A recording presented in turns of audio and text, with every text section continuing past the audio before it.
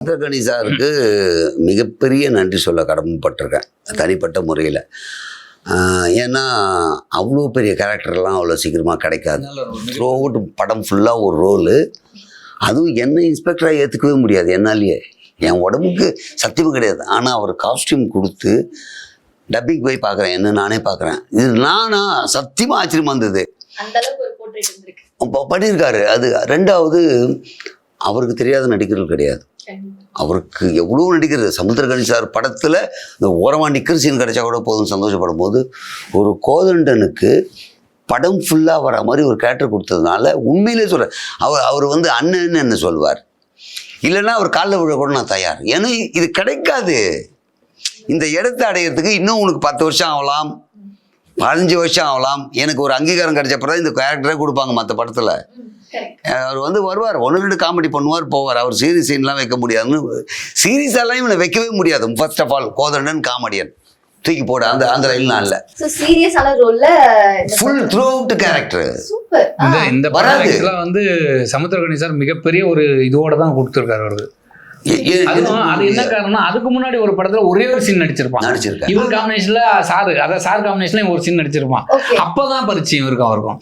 அடுத்த படம் புக் பண்ணி கூப்பிட்டாரு. பெரிய பிளெஸிங் அது. அதான் சொன்னேன், அவர் என்னை விட வயசுல சின்னவராக இருக்கலாம், ஒருவேளை என்னன்னு தெரியாது, ஆனால் தான் கூப்பிடுவாரு. சாஸ்தாங்க காலில் வந்து நான் கும்பிடணும் அப்படின்னு நினைக்கிறேன். அவரு அலோவ் பண்ண மாட்டார், அது வேற விஷயம். நான் எவ்வளோ யோசித்து பார்க்குறேன், நான் எந்தெந்த ஆங்கிளில் யோசிக்கிறேன். இவ்வளோ பெரிய கேரக்டர் அந்த படம்லாம் கூப்பிடுவான்னா அது கொஸ்டின் மார்க்கு தான். ரெண்டாவது காமெடியெலாம் கூப்பிடுவாங்க, ஒரு சீன் 2 சீனு, அது இம்பார்ட்டன்ட் சீனாக கூட இருக்கலாம். இது இம்பார்ட்டன்ட்ங்க அந்த கேரக்டரு கொடுக்கறது. அதுவும் இன்ஸ்பெக்டர் ஒருத்தனால இந்த தோற்றம் கொண்டவனுக்கு இன்ஸ்பெக்டர் அவர் எப்படி ஜட்ஜ் பண்ணான்னு தெரியல. இன்ஸ்பெக்டர் படம் ஃபுல்லாக வர காமெடியன் கிடையாது, பெரிய எக்ஸ்பெரிமெண்ட் இல்ல அவர். ரொம்ப பெரிய எக்ஸ்பெரிமெண்ட். உங்களை வந்து இப்போ காமெடியனா பார்க்காம இருக்கிற ஒரு விஷயம். அந்த எக்ஸ்பெரிமெண்ட் நம்மளை வச்சு அவரே பண்ணணும். நம்ம அவ்வளோ பெரிய ஆள் கிடையாது. அவர் என்ன நினைச்சாலோ தெய்வாதீனமா இது கொடுத்தாரு. நான் உண்மையிலே சொல்றேன், பல முறை அவருக்கு எத்தனை முறை நன்றி சொன்னாலும் அது வந்து அடங்கவே அடங்காது. அவ்வளவு தடவை அவருக்கு நன்றி சொல்லணும். அந்த படம் இன்னொரு பிளஸ் என்னன்னு கேளுங்க. நான் நடிச்சேன்லான்னு விட்டு இந்த கதை ஒவ்வொரு குடும்பத்தில் நடக்கிற விஷயம். நீங்க படம் பார்த்தீங்கன்னா ஃபேமிலியோட இது என்னுடைய கதைன்னு வைங்க, ரொம்ப ரியல் லைஃப்ல கனெக்ட் ஆகுற ஒரு விஷயம். இந்த படம் ஒவ்வொரு குடும்பமும் போய் பார்க்கும் போது எல்லாருக்கும் கனெக்ட் ஆகுற ஒரு கதை உள்ள படம், மிகப்பெரிய ஹிட் ஆகுற ஒரு படம். அந்த படத்துல நான் வந்தாலே பெரிய விஷயம். அந்த படத்துல நிறைய சீன்ல நான் வரேன்றது.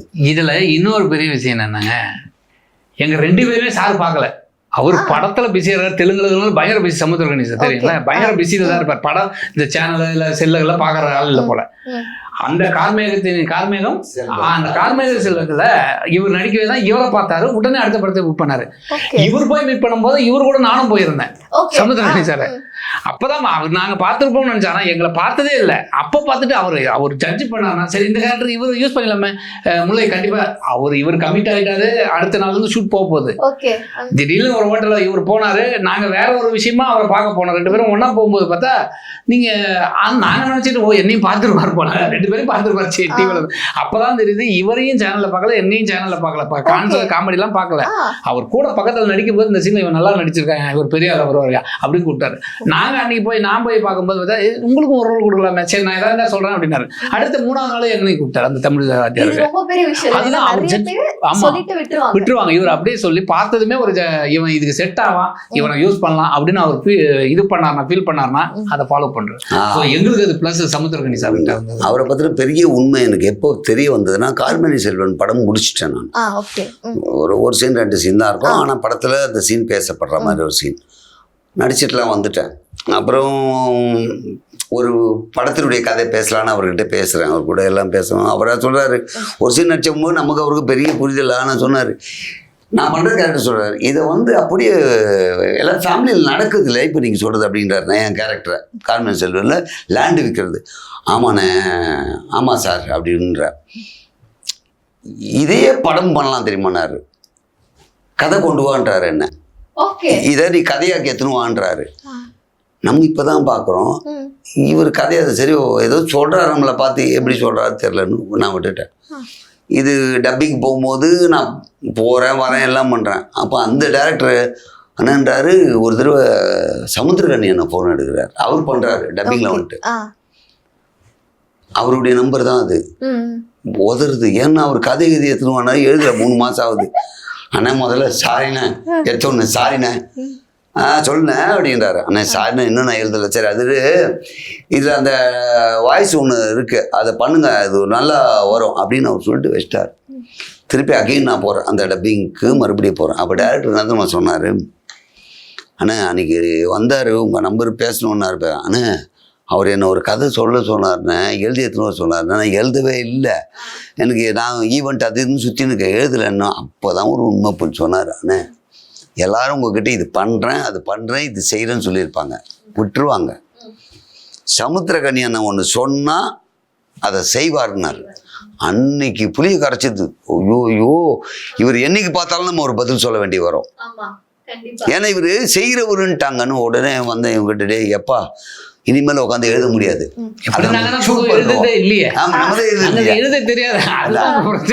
ஷூட் பண்றோன்றேன். அதுக்கப்புறம் என்ன பண்ணேன், ரைட் ஆர்டிஸ்ட்டை கூப்பிட்டேன், இவனை கூப்பிட்டேன், நான் கூப்பிட்டேன், போனேன், ஷூட் பண்றேன். ஒரு 40 மினிட்ஸ்க்கு மொபைல் தான் ஷூட் பண்ணேன். ஷூட் பண்ணி ஆர்ஆர் அதுலேயே போட்டு எடிட் பண்ணி டிஐ பண்ணி எடுத்து போய் அவர்கிட்ட சப்மிட் பண்ணிட்டேன்.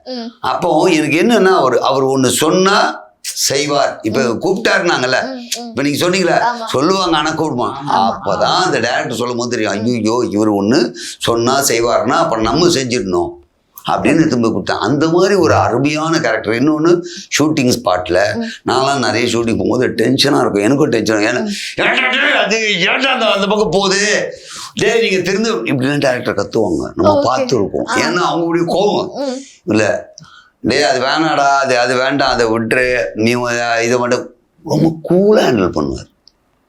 இது ஷூட்டிங் ஸ்பாட்டா இல்லை சும்மா பேசினுக்காரான்னு தெரியாது, சாஃப்டா. ரெண்டாவது அவர் சொல்லும்போது சொல்லுவார், ஜாலியாக படம் பண்ணுவோன்னே சொல்லுவா, விட்டுறாதீங்க இதுதான் அது அப்படிலாம் சொல்லுவேன், ஜாலியாக பண்ணுவோம். சின்ன குழந்தைங்களை வச்சு வேலை வாங்குற, அதாவது நடிக்க சொல்கிறாரு. குழந்தைங்க வரலன்னா அந்த குழந்தை பயந்துருவான்ல, இதெல்லாம் ஒன்றும் இல்லை செல்லம், ஒன்றும் இல்லை செல்லம், இது மட்டும் ரைட் இது பேச போதும், எதா பேச போகிற ரைட் அது பேசு. உண்மையான லைஃப்ல எப்படி இருக்காரு அதே மாதிரி யதார்த்தமா இருக்காரு. டப்பிங்ல இதை விட எனக்கு அதிர்ச்சி ஜாஸ்தி. ஏன்னா எனக்கு டப்பிங்ல என்னன்னா டைலாக் ஞாபகம் போயிடுச்சுன்னு அங்க நடிக்கலாம் முடியாது. இது மட்டும் என்னப்பா சொல்ற, அவர் சொல்லிட்டாரு, ஒன்றும் இல்லைண்ணே டைலாக் கேட்டிங்களா, ஓகே வீடியோ கட் பண்ணிட்டார், இப்போ பேசுங்கண்ணேன்றாரு. அப்போ வீடியோ பார்க்கும்போது லிப்புக்காக பயந்து நிற்போம். என்னப்பா சொல்ற நீ, என்னப்பா சொல் அப்படின்னா லிப்பு பார்க்கணும், சிங்க் ஆகணும், அது நம்ம பயந்துக்கிட்டே பண்ணுவோம். அதை கட் பண்ணி பேசுங்க, என்னப்பா சொல்ற நீ எத்து வைக்கிறாரு, கரெக்டாக இருக்கு. டப்பிங்லேயும் எங்களை ஈஸியாக்கி விடுறாரு. ஆனால் ஃபீல் அது நல்லா கேட்டுக்கினே ஃபீல், அது என்னப்பா சொல்ற, அந்த என்னப்பா சொல்ற அப்படின்னா அந்த ஃபீல் நம்ம கேட்டோம், விஷுவலா பிக்சர் பார்த்துட்டோம், ஆடியோ கேட்டோம், இந்த ஆடியோ மைண்ட்ல ஏறிச்சு. ஆனால் அந்த ஆடியோ வெளியே வரும்போது விஷுவல் வரும்போது லிப்பு சிங்க் ஆகலன்றதுக்காக மாற்றி மாற்றி பேசுவோம். ஆனால் அதே மீட்டரில் பேசினேன், பேசிட்ட உடனே தூக்கிறார், கரெக்டாக இருக்கு. ஒரு மேஜிக்குங்க அவர்கிட்ட ஒர்க் பண்ணுறது, மேஜிக் அது. அதே மாதிரி அந்த படம் பேசப்படும், மிகப்பெரிய அளவுல பேசப்படும். எப்போ ரிலீஸ் ஆகும் அந்த இது ஏதாவது அந்த அளவுக்கு நாங்கெல்லாம் போய் கேட்க முடியாதுங்க. நீங்க சொன்னீங்க இல்ல, உண்மையிலேயே அருமையான படம். இன்னும் அது எப்போ ரிலீஸ்லாம் தெரியல. எனக்கு தெரிஞ்சு இந்த ஸ்கூல் லீவ் விடும் போது ரிலீஸ் பண்ணா இன்னும் நல்லா இருக்கும். என்னுடைய அது போஸ்ட் ப்ரொடக்ஷன். ரொம்ப சந்தோஷமா உங்களுடைய ப்ராஜெக்ட் எல்லாமே வெற்றியடைய வாழ்த்துக்கள். எங்களுடைய சேனலுக்கு இவ்வளவு நேரம் வந்து பேட்டி கொடுத்து ரொம்ப சந்தோஷம்.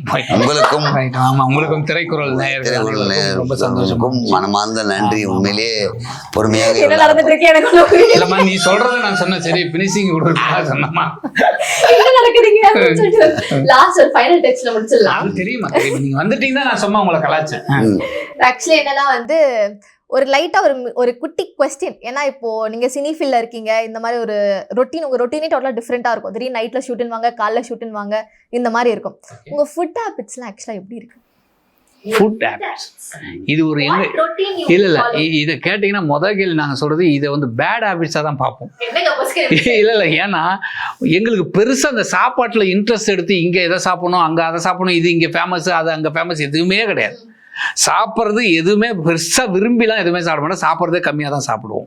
அது இவர் நான்வெஜ் சாப்பிடுவாப்ல, நான்வெஜ் எதுவாக இருந்தாலும் கொஞ்சம் தான். ரொட்டீன்லாம் இல்ல, காலையில ஏஞ்சிக்கணும் இந்த ஷார்ட் ட்ரிங்க்ஸ் நோ குடிக்கணும். நோ நோ இது வரைக்கும் எதுவும் இது கிடையாது. வரைக்கும் அது இல்லை. உண்மையிலே காட் பிளஸிங்ல காலையில இந்த ஜூஸ் குடிக்கணும், வெள்ளரி குடிக்கணும், அதெல்லாம் ஒரு ஃபார்மேட் கிடையாது. Normal life. எஸ், இல்லை இதை விட ப்ளஸ் என்னன்னா ஈவெண்ட்டுக்கு போனா என்ன பண்ணுவாங்கன்னா, சார் என்ன வேணும் லஞ்ச், ஒரு ஈவெண்ட் வந்து லஞ்ச் கேட்பாங்க. ஜென்ரலாக ஒருத்தர் என்ன சொல்லுவாங்கன்னா, சார் தந்தூர் வாங்கிக்கோங்க, சிக்கன் வாங்கிக்கோங்க, மட்டன் ஃப்ரை வாங்கி இப்படி சொல்லுவாங்கல்ல. இப்போ எங்ககிட்ட வந்து அவங்க கேட்குறாங்கன்னா, ஒரு வெஜ் மீல்ஸ், இவன் பியூர் வெஜ், ஒரு வெஜ் மீல்ஸ் இன்னுவான், பியூர் வெஜ். இப்போ நான் சொல்லுவேன், சார் வந்து ஒரு பிரியாணி சார், அது நிறைய குவான்டிட்டி இருக்குன்னா கம்மி எவ்வளோ தருவோன்னா அதை வாங்கிக்கோங்க. அதே மாதிரி பீஸ் நிறைய இருக்குன்னா வேணாம், நீங்க குஸ்கா மட்டும் வாங்கிட்டு வந்துருங்க. அவங்க வாப்பாங்க. இல்லை இதுதான் உண்மை. எனக்கு வந்து நான்வெஜ்ன்றது ஒரு பீஸ் இல்லை 2 பீஸ், அதுக்கு மேல சாப்பிட மாட்டேன். அதனால அவங்க ஒரு 4 ஐட்டம் வந்து வச்சா சாப்பிட தெரியாது எனக்கு. சீரியஸா ஒரு ஃபிஷ், ஒரு சிக்கன், ஒரு மட்டனு, இதனால வச்சா நாங்க இது பண்றதே கிடையாது. நைட்டு கிளம்பும்போது சாப்பிடுங்க, என்ன சாப்பிடுங்க, ஆளுக்கு ஒரு தோசைன்னுவோம். என்னங்க இது, ஒரு தோசையே போதுமா, அவ்வளவுதான். காலையில 2 தோசை 1 பொங்கல் 3 பேருக்கு. எப்படி 2 தோசை ஆளுக்கு ஒரு தோசை, பாதி பொங்கல், அவ்வளவுதான். இப்படிதாம்மா நாங்க ரியலா இது வரைக்கும் அது அவ்வளவுதான் சாப்பிடுவோம். ஈவெண்ட் கம்பெனிக்காரங்க ஆல்கஹால் பழக்கம் எங்களுக்கு கிடையாது. ஈவெண்ட்னா பாக்ஸ் எடுத்து வந்து உள்ள வைப்பாங்க, எதுவுமே வேணாம், ஆல்கஹாலும் கிடையாது. மார்னிங் 6 o'clock நாங்க ஏஞ்சிப்போம், இந்த ஒரு ஷார்ட்ஸ் குடிப்போம், அதுக்கப்புறம் நாங்க எக்ஸசைஸ் போவோம், ஜிம் போவோம், அதுக்கப்புறம் இந்த ஒரு டிஃபன் சாப்பிடுவோம். அந்த மாதிரி ஏதாவது சொல்லுவீங்க எதிர்பார்த்தா? நீங்க சொன்ன எதுவுமே கிடையாது. எச்ச போட்டு எரைஸ் பண்ணிடுங்க. இன்னொன்னு, இவன் வந்து சிங்கர்ன்றதுனால ஐஸ்கிரீம் சாப்பிடக்கூடாது, அது ஐஸ் வாட்டர் குடிக்க, அப்படிலாம் எதுவுமே கிடையாது. ஏன்னா இவன் சிங்கரே இல்லை. அவங்க என்ன நினைச்சுக்கிறாங்க, அதான் பேசிக்கா நாங்க ஐஸ் வாட்டர் குடிக்க மாட்டோம் தெரியுங்களா. நாங்க சிங்கரே கிடையாது, ஐஸ் வாட்டர் குடிக்க மாட்டோம். ஆமா, கூல் ட்ரிங்க்ஸ் குடிக்க மாட்டோம், கேஸ் ஐட்டம் குடிக்க மாட்டோம், கூல் ட்ரிங்க்ஸ்ல கேஸ் ஐட்டம் அவ்வளவா குடிக்க மாட்டோம். ஐஸ்கிரீம் மட்டும் இவர் சாப்பிடுவாப்ல. அதாவது சாப்பாடு முடிச்சிட்ட அப்புறம் ஏதாவது ஃபங்க்ஷன் போனா ஐஸ்கிரீம் விரும்பி சாப்பிடுவேன், த்ரோட்டுக்கெல்லாம் ப்ராப்ளம் இல்லை. இன்னொன்னு எங்களுக்கு மிகப்பெரிய ஒரு லைன்ல சொல்லி முடிச்சிட்டான், லிக்கர் எடுத்துட்டு வந்து வைப்பாங்க. ஈவெண்ட் முடிச்சுட்டு வந்தா சார் ரூம்ல இது இருக்குன்னு இவன் சொல்லுவான், எத்தனை போயிடுங்க, எங்களுக்கு பழக்கம் வந்து ஒரு அருமையான வார்த்தை சொல்லுவான். இவரை பார்த்துட்டு, அவருக்கு பழக்கம் இல்லை, உங்களுக்கு இல்லை, ஒத்துக்கிறேன்னு என்ன காமிப்பாங்க. அவன் என்ன நினைப்பானு, சாரு தாங்க சாப்பிடுவார்ல, ஏன்டா எத்தனை படத்துல உங்களை பார்த்துருக்கேன், ஏடா குடிச்சு பார்த்தியா நடிச்சு பார்த்தியாடான்னா, நான் குடிக்காரன் நடிச்சிருக்கேன், குடிச்சதில்லை. அவங்களுக்கு என்ன, நான் குடிச்சிட்டு தான் நடிக்கிறேன்னு முடிவு பண்ணிருக்காங்க. இந்த ஒரு கிளாரிபிகேஷனும் ஒன்று கொடுக்க வேண்டியது இருக்கு. இந்த மாதிரி சரக்கு அடிக்கலாம், உண்மையிலே சரக்கு அடிப்பாங்களா இல்ல அந்த கொக்கோ கோலா மிக்ஸ் பண்ணி அந்த மாதிரி? இல்ல வந்து இல்ல கொக்கோ கோலா சில இவர் மாதிரி கூல் ட்ரிங்க்ஸ் குடிக்க மாட்டேன்றவங்க டிகாஷன் கொடுப்பாங்க, டீ டிகாஷன். அதை கொஞ்சம் தண்ணி ஊற்றுனீங்கன்னா லிக்கர் மாதிரி தெரியும். ஆனால் குஷ்டாகும் நம்மலாம் தெளிவாக கரெக்டாக போதை இருந்தால் கூட என்ன சேனல் பா இது, திரைக்குறள் சேனலில் வணக்கம்மா, நீ இங்கே உட்காந்துக்கியா, போதை இருந்தால் கூட கரெக்டாக பேசுவோம். நாங்கள் கலக்க போவது யாருன்னு கலக்க போவது யார், முல்லை நான் கோத்தண்டு ஸ்வேதாபாவும் செம்ம பேசுவாங்க, அவங்க அழகாக இருப்பாங்க, போய் சொல்ல சொன்னாங்க என்கிட்ட. இது வந்து நடிச்சப்பறம் தான் அவன் சொன்னான், குடிக்காம தான்டா பண்ணுறேன், இதை ப்ரூவ் பண்ணி தான் பாட்டில் வெளியே அனுப்புவேன். இல்லைன்னா நான் குடிக்காத மாதிரியும், இல்லைண்ணே ஏன்னா தப்பாக நினைக்கிறேங்க, நாங்கள் கொடுத்து குடிக்க மாட்டீங்களா, டேய் குடிக்கிற பழக்கம் இல்லைடா அப்படின்னா. அதனால இது ஒரு விஷயம் எங்களுக்குள்ள இருக்குது, லிக்கர் பழக்கம். இந்த ஒரு கேள்வி விட்டேன் அப்படின்னா கன்ஃபார்ம் எல்லாரும் அடிப்பாங்க. அப்படியே ஒரே ஒரு கேள்வி மட்டும்தான், கல்யாணம் ஆயிருச்சுங்க 2 பேருக்கும். அது இல்லையா, அது உங்க கல்யாணம் பண்ணுங்க பண்ணாம அது ஓகே. இப்போ வந்து முக்கியமான கேள்வி, ஆஃப்டர் 50 years 50 வருஷம் கழிச்சு ஆட்சி மாற்றம்ன்ற ஒரு விஷயம் நடந்திருக்கு. அது வந்து எப்படி பாக்குறீங்க? இது ஒரு டிஃபரெண்டான ஒரு கான்செப்ட். ஒரு 50 வருஷமா ஒரே ரொட்டீன் ஃபாலோ பண்ணிருக்காங்க, இவங்க அவங்க தான். சோ இப்போ விஜய் வந்து பதவி ஏற்றிருக்காரு அப்படின்றத வந்து எப்படி பாக்குறீங்க? அது என்ன மாதிரி ஒரு சேனல்ல நீங்க திங்க் பண்றீங்க? ரொம்ப சிம்பிளான ஒரு விஷயம் சொல்லட்டுங்களா? பஸ்ல இதுக்கு முன்னாடி ஊனமுற்றோர்னு போட்டிருக்கோம், எழுதியிருக்கோம் ஊனமுற்றோர். இப்போ என்ன எழுதுறாங்க தெரியுங்களா? என்ன எழுதுறாங்க? பிசிக்கல் சேலஞ்சுன்றாங்க. ஏன் அந்த மாற்றம் கேட்குறாங்க? அது கேட்டு ஒரு மாதிரி ஆகிப்போச்சு நமக்கு. ஆஃப்டர் த பிரேக் போட்டிருந்தோம் நம்ம நிகழ்ச்சியில், இப்போ ஸ்டே டியூன் போடுறோம். ஏன்? அதுக்கு இது மீனிங் ஒன்று தானே, மாற்றம். ஸோ ஒவ்வொன்றுத்துக்கும் ஒரு மாற்றம் கண்டிப்பாக தேவை. ம். அது வந்து நம்ம எதுவுமே சொல்ல முடியாது. ஏங்க மாற்றுத்திறனாளின்றது ஊனமுற்றோர்ன்றது நம்மளா வந்து அதுக்கப்புறம் அது ஸ்டேட்யூனுக்கும் ஆஃப்டர் தி பிரேக்கும் என்ன ஒரு டிஃப்ரென்ஸ் இருக்கு? ஒரேதான், பட் ஆனா ஒரு டிஃபரெண்டா ரொம்ப நாள் ஒரே மாதிரி சொல்லுங்க மேம். அதே மாதிரி தான் மக்கள் ஒரே விஷயத்த விரும்ப மாட்டாங்க. நம்ம தயிர் சாதம், பொங்கல், பூரி எல்லாம் சாப்பிட்ட நம்ம வேற ஏதாவது சாப்பிடணும். ஃப்ரைட் ரைஸ் சாப்பிட்டு பார்ப்போமே, வேற ஃப்ரைட் ரைஸ் உள்ள போகணும். ஓகே, ஒரு மாற்றம் தேவை அப்படின்னு எல்லாருக்குமே வரும். எல்லாருக்கும் ஒரு எதிர்பார்ப்பு வரும். யூஸ்வலாக இல்லாமல் நமக்கு தெரியும் இந்த சோப்பு நமக்கு ஸ்கின் எதுவும் பண்ணலான்ட்டு, இருந்தாலும் வேற ஒன்று ட்ரை பண்ணுவேன். நல்ல சோப்பு நல்லா இருக்குன்னு தெரிஞ்சா கூட தேய்ச்சிருந்தா கூட நமக்கா புத்தியில் தோணும், இல்லை ஒன்று ட்ரை பண்ணும். இது ஏதோ ஒரு சோப்பு வந்திருக்க, இது நல்லா தான்டா இருக்கு, நல்லா இருக்குதுன்னா ட்ரை பண்ணுவோம். அது எல்லாருமே எக்ஸ்பெரிமெண்ட் பண்ணி பார்ப்போம். அது எல்லா வாழ்க்கையிலும் எல்லா இடங்களிலும் நடக்கக்கூடிய ஒரு விஷயம்.